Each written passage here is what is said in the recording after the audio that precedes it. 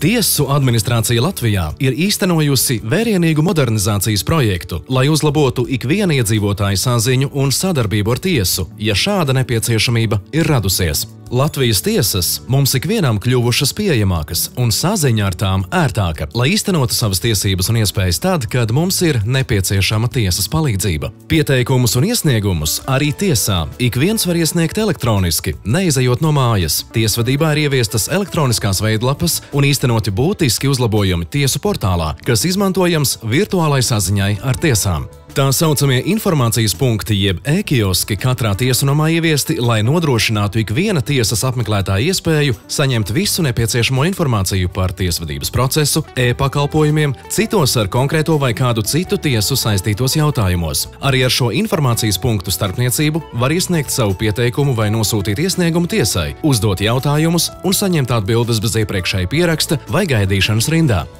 Tiesu pieejamības uzlabošanā īpašs ieguldījums ir sēžu zāļu aprīkošana ar videokonferenču un skaņas ierakstu iekārtām. Videokonference tiesā izmantojama, ja lietas dalībnieks nespēj ierasties, piemēram, atrodoties citā pilsētā vai valstī, ārstniecības iestādē vai mājas arestā. Tiesas kļuvušas pieejamākas, jo šī ir iespēja samazināt lietas dalībnieku ceļa izdevumus un laiku, jo nepieciešamības gadījumā piedalīties tiesas sēdē iespējams neklātienē no tuvākās pilsētas tiesas. Videokonferenču izmantošana tiesās uzlabo sabiedrības drošību, samazina atlikto tiesas sēžu skaitu lietas dalībnieku neierašanās dēļ. Savukārt skaņas ieraksts palīdz uzlabot tiesas procesa un sēžu protokolu kvalitāti. Samazinoties tiesu darba apjomam, dokumentu noformēšanā samazinās protokola sagatavošanai nepieciešamais laiks, un tiesas sēdes skaņas ieraksts jeb audio protokols lietas dalībniekiem kļūst pieejams pēc tiesas sēdes beigām daudz ātrāk.